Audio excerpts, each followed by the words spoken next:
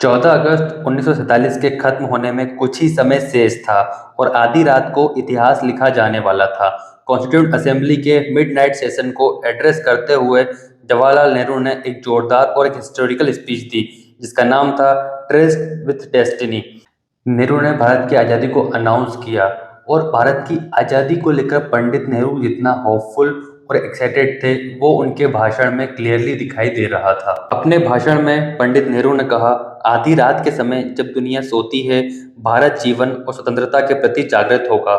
संविधान सभा में सारी पॉलिटिकल पार्टी के लीडर्स थे और कॉन्स्टिट्यूंट असेंबली खचाखच भरी हुई थी, लेकिन भारत की आज़ादी के सबसे बड़े लीडर वहां नहीं थे। तो अब सवाल आता है कि आखिर महात्मा गांधी कहाँ थे।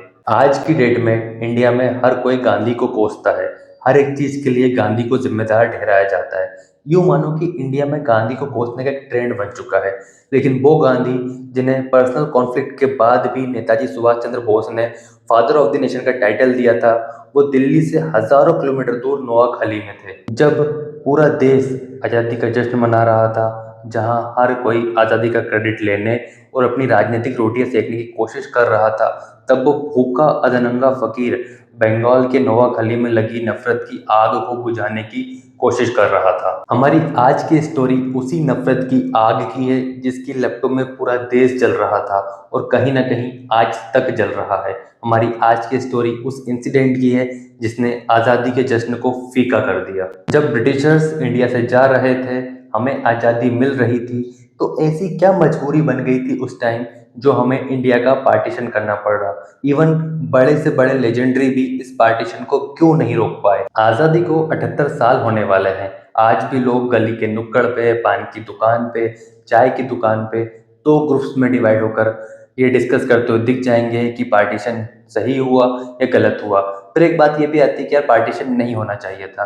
फिर एक सवाल ये भी उठता है कि आखिर पार्टीशन हुआ क्यों, आखिर इसका जिम्मेदार कौन था। जैसे हमारे यहाँ जिन्ना को विलेन बताया जाता है, तो अगर आप पाकिस्तान में जाएंगे तो वहाँ नेहरू और गांधी को जिम्मेदार ठहराया जाता है।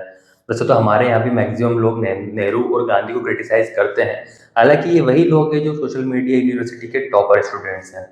कुछ लोग कहते हैं कि पार्टीशन अच्छा हुआ, तो वहीं दूसरी तरफ कुछ लोग कहते हैं कि यार पार्टीशन नहीं होना चाहिए था, हम सब मिलकर बड़े प्यार से रहते। ये जो पार्टीशन हुआ है, ये पॉलिटिशियंस के अपने पर्सनल लालच के कारण हुआ है।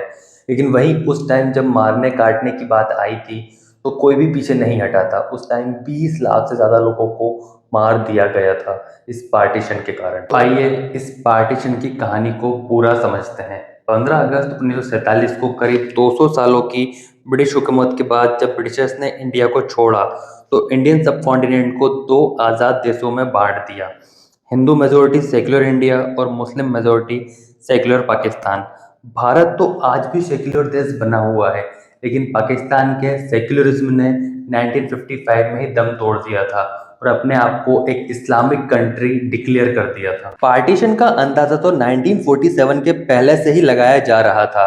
जब ब्रिटिशर्स ने इंडिया से जाने की अटकलें तेज हुई, तो लाखों की संख्या में हिंदू, सिख और मुस्लिम्स इंडिया और पाकिस्तान के बीच माइग्रेट करने लगे, लेकिन इनमें से कई हजारों लाखों लोग तो बॉर्डर पर पहुंच ही नहीं पाए।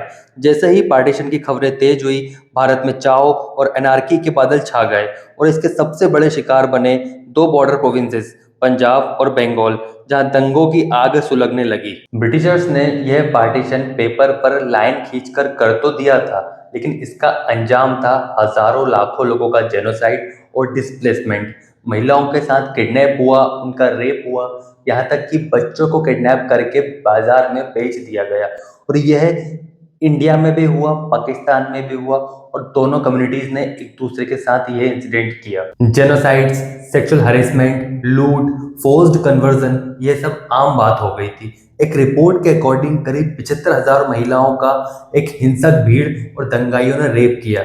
एक्चुअली यह रिकॉर्डेड डाटा है, असल में ये नंबर तो लाखों में था और इनमें हिंदू महिलाएं भी थी, मुस्लिम महिलाएं भी, इंडियन सिटीजन्स भी थी, पाकिस्तानी सिटीजन भी थी। एक्चुअल में पड़ोसी ही पड़ोसी का दुश्मन बन गया था और हैवानियत अपने पीक पर थी। फेमस राइटर सादत हसन मंटो ने अपनी कहानियों में पार्टीशन के भयानक रूप का डिस्कशन किया है। खुशवंत सिंह ने भी अपनी book a train to Pakistan में पार्टीशन के भयानक रूप की चर्चा की। देश में फैले इस हिंसक माहौल ने न सिर्फ इंडिया बल्कि पूरी दुनिया को हिलाकर रख दिया था। आखिर क्या कारण था कि सदियों से एक शांतिपूर्ण माहौल में आपस में साथ रह रहे लोग एक दूसरे के दुश्मन बन गए? लेकिन ये दुश्मनी अचानक से पैदा नहीं हुई थी, बल्कि ये दुश्मनी एक कॉन्स्पिरेसी और एक कॉन्शियस प्रोसेस के तहत उत्पन्न की गई थी। इंडिया का पार्टीशन उस लास्ट मिनट एग्रीमेंट का रिजल्ट है जिसके तहत ब्रिटिशर्स हमें आज़ादी देना चाहते थे। लेकिन पार्टीशन के बीच बोए जाने की कहानी तो काफ़ी पुरानी है।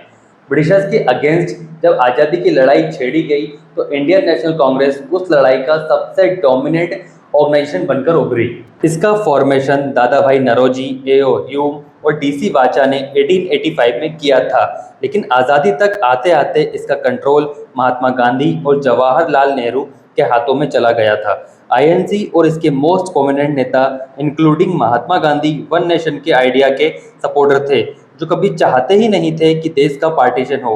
वो ये मानते थे कि देश में रहने वाले अलग अलग जाति और धर्म के लोग मिलकर एक राष्ट्र का निर्माण करते हैं और वो इसमें शांतिपूर्वक रह सकते हैं। और यही कारण है कि जब दिल्ली में कांग्रेस आज़ादी का जश्न मना रही थी, जब पूरा देश आज़ादी के जश्न में डूबा था, महात्मा गांधी पार्टीशन से आहत होकर नोआखली जाकर दंगाइयों को हथियार रखने के लिए मना रहे थे। गांधी का वन नेशन का सपना टूट चुका था और उसके साथ वो खुद भी टूट चुके थे।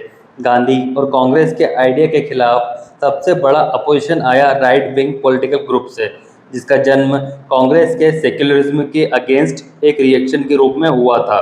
मुस्लिम लीग जैसे ऑर्गेनाइजेशन जो माइनॉरिटीज़ को रिप्रेजेंट करने का दावा करते थे, उन्होंने स्पेशली कांग्रेस के वन नेशन के आइडिया को चैलेंज किया। लीग के सबसे ताकतवर नेता मोहम्मद अली जिन्ना ने कांग्रेस को हिंदू ऑर्गेनाइजेशन डिक्लेयर किया था और गांधी पर हिंदू मेजोरिटेरियनिज्म को प्रमोट करने का आरोप लगाया था। मोहम्मद अली जिन्ना ने देश के मुसलमानों से कहा कि भारत में 80% हिंदू है और डेमोक्रेसी में मेजोरिटी वोट से ही सरकार बनाई जाती है, इसलिए आने वाले समय में मुसलमानों के साथ डिस्क्रिमिनेशन किया जाएगा, इसलिए मुसलमानों को एक अलग देश बनाने की ज़रूरत है। मोहम्मद अली जिन्ना ने अपनी टू नेशन थ्योरी में कहा कि हिंदुओं और मुसलमानों के इंटरेस्ट अलग अलग हैं, इसलिए वो दोनों एक देश में कभी भी शांति से नहीं रह सकते। डॉक्टर शशि थरूर कहते हैं कि लीग के अलावा ऐसे ही सिमिलर आर्ग्यूमेंट्स हिंदू महासभा के नेता विनायक दामोदर सावरकर भी दे रहे थे। डॉक्टर शशि थरूर अपनी किताब why I am a Hindu में यह दावा करते हैं कि टू नेशन थ्योरी के सबसे पहले दावेदार सावरकर थे, जिन्होंने 1937 में ही टू नेशन थ्योरी को प्रपोंड किया था, much before Muslim leagues Pakistan resolution of 1940। Theory किसने पहले दी, किसने बाद में दी, या फिर किसने दी, किसने नहीं दी, या फिर किसकी थ्योरी कैसे डिफरेंट थी, इस पर डिबेट आज तक जारी है और शायद आगे भी जारी रहेगी। लेकिन एक बात तो क्लियर थी कि टू नेशन का आइडिया जन्म ले चुका था और यह इंडियन पॉलिटिकल अवेकनिंग का वो नेगेटिव आउटकम था जो पार्टीशन का कारण बनने वाला था। According to me, two nation theory और देश में बढ़ते हिंदू मुस्लिम डिवाइड के लिए कांग्रेस, मुस्लिम लीग और हिंदू महासभा के कॉन्फ्लिक्ट से ज़्यादा रिस्पॉन्सिबल ब्रिटिशर्स थे। ब्रिटिशर्स जब इंडिया आए तो उन्होंने कई रिवेलियन और रिवोल्ट फेस किए। 1857 का विद्रोह अंग्रेजी हुकूमत के लिए सबसे बड़ा एग्जिस्टेंशियल थ्रेट बना, क्योंकि इसमें हिंदू मुस्लिम यूनिटी को बढ़ चढ़कर देखा गया। कई हिंदू लीडर्स ने तो मुगल एम्परर बहादुर शाह जफर के अंडर विद्रोह छेड़ दिया था। ब्रिटिशर्स ने इस विद्रोह को दबा तो दिया था, बट साथ ही यह कंक्लूड भी किया कि अगर उन्हें इंडिया पर लंबे समय तक रूल करना है तो उन्हें हिंदू मुस्लिम यूनिटी को तोड़ना ही होगा। इसलिए अंग्रेजों ने डिविडे एट इम्पेरा नाम के एक ओल्ड रोमन मैक्सिम पर based divide and rule policy अपनाई और अपनी पॉलिसी के थ्रू वो हिंदू मुस्लिम डिवाइड को बढ़ावा देने लगे। ऐसा नहीं है कि हिंदू मुस्लिम कॉन्फ्लिक्ट्स पहले नहीं थे, लेकिन उनका स्केल काफ़ी लोकलाइज था। कुछ हिस्टोरियंस दावा करते हैं कि लार्जली हिंदू मुस्लिम्स इंडिया में पीसफुली ही रहते थे और यही इंडियन सिविलाइजेशन की ग्लोरी का सिंबल बना। बट ब्रिटिशर्स की डिवाइड एंड रूल पॉलिसी ने हिंदू मुस्लिम डिवाइड को नेशनल स्वरूप दे दिया था। डिवाइड एंड रूल सिर्फ रिलीजियस बेस्ड नहीं हुआ, बल्कि हर पॉसिबल एंगल से किया गया था। हिंदू और सिख को मुस्लिम्स के अगेंस्ट, एक कास्ट को दूसरी कास्ट के अगेंस्ट, एक रीजन को दूसरे रीजन के अगेंस्ट, एक ट्राइब को नॉन ट्राइबल के अगेंस्ट, यही डिवाइड और रूल हमें ब्रिटिशर्स की हर पॉलिसीज में देखने को मिलता है। 1857 के रिवॉल्यूशन के बाद ब्रिटिशर्स ने सिख्स, पठान्स और गोरखास को अपीस करने के लिए मिलिट्री रिक्रूटमेंट में डिस्क्रिमिनेटरी पॉलिसीज को अडॉप्ट किया, क्योंकि कुछ हिस्टोरियंस कहते हैं कि इन्होंने ब्रिटिशर्स को 1857 के रिवॉल्यूशन में सपोर्ट किया, जबकि अवध, बिहार और साउथ के सोल्जर्स के खिलाफ डिस्क्रिमिनेशन हुआ, क्योंकि यह 1857 के मेन सपोर्टर्स थे।